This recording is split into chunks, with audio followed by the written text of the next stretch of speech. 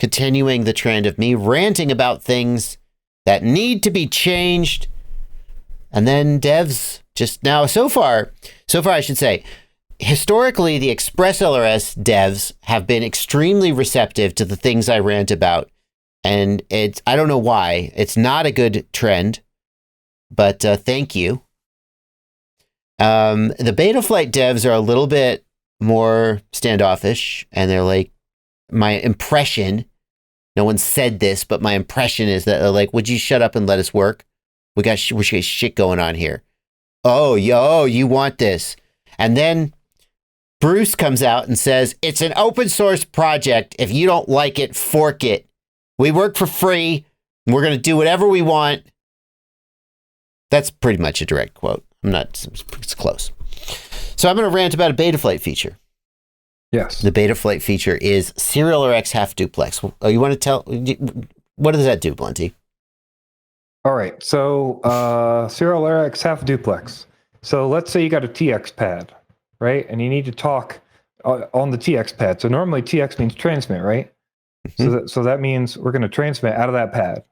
But what happens? Well, sometimes you need to talk both ways on that TX pad because maybe you've got a protocol or whatever's going on. Like so, SRXL2, for instance, mm-hmm.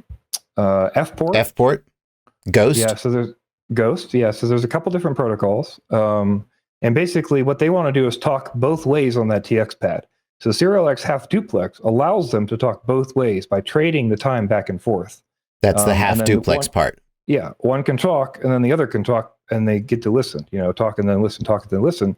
So you can talk on the same thing, but you have to enable that in the CLI. Yeah. That's a feature in the CLI. And this is what pisses me off. So the first thing is I think people will find interesting is a lot of people don't know that a TX pad on a flight controller on these processors, the TX pads can also be they can go back and forth between TX and RX. Like the first time I encountered this was in Flight 1. Flight 1, the default for their flight controllers has always been to put like S-bus on a TX pad. And I'm like, well, how the hell do you do that? Because doesn't the receiver go to RX? But they were like, no, you can just do it. You can just put it in full duplex or half duplex mode and it just receives. But what pisses me off about this is that shouldn't Betaflight know that when I select F-port as my serial receiver protocol, that I want serialrx half duplex to be on? Shouldn't Betaflight know that SRXL2, F-port, and Ghost are protocols that use this function and automatically enable it when I select that protocol? It seems like it should, and it's really weird that you have to go into the CLI and manually change that option as opposed to having it automatically change. Yeah, and I think that should change. Yeah, I'm going to have to agree with you there. Maybe we'll find out from some of the devs or whatever why that's not possible. But certainly the recommendation is anytime someone goes and switches to F-port, you need to turn on serialrx half duplex. And you might need to. One of the questions I have is if you don't turn it off, what happens? Does something bad happen? Here's what's interesting. About that. Somebody told me today, and I haven't verified this, but it's plausible. With these half duplex protocols, if you connect, like I know this works with SRXL2 for sure. If you connect it to an RX pad, you will get the receiver, the control signals, but not the upstream telemetry. So you'll get the RX side. And so like SRXL2, you can connect to an RX pad. And I can't remember if you have to select Spectrum 2048 or SRXL2 as the protocol. I think you have to select Spectrum 2048.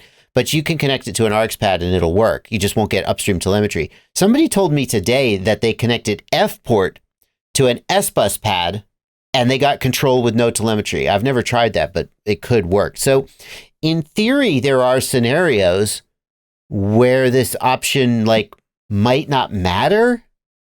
But if you're going to a TX pad, as you should, if you don't set this option correctly, it simply doesn't work at all.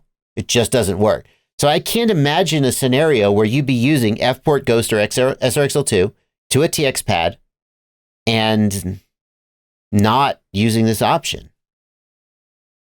Yeah, maybe the devs know of one. I don't know if this is true because I feel like we fixed this a couple times, or I have in troubleshooting anyway. Peter, Chris, Jules, one of those words, Peter K. says, you are nicely ranting, but this is actually what Betaflight does for SRXL2. I've never had to enable it. Well, I mean, respect, I mean, to your experience. I've set up SRXL2 with, I obviously don't run Spectrum, but I've helped people set up SRXL2 receivers many times. And I mean, I could go search my Gmail right now for serialrx half duplex and find you 4 or 5 at least people who set it up correctly. It wasn't working. Then they went to the CLI and they turned that option on. Boom, it started working. Same thing with Ghost. In the Immersion RC Ghost user manual, it tells you need to set this up, enable this option. I wonder if what's happening is the manufacturer target has like it turned on or something when you flash the manufacturer target with custom defaults. Maybe something like that is happening. Don't know. Yeah. I guarantee you there's lots of cases where people will use Ghost or SRXL2 or Fport, although Fport's not as popular. And they've done everything right. It's not working. And then I say to them, go to the CLI and type set serialrx half duplex equals on, and then it works. So at least in a lot of cases, it's not automatically enabled. So yeah. Anyway, that's my rant for today. Make it work better, please.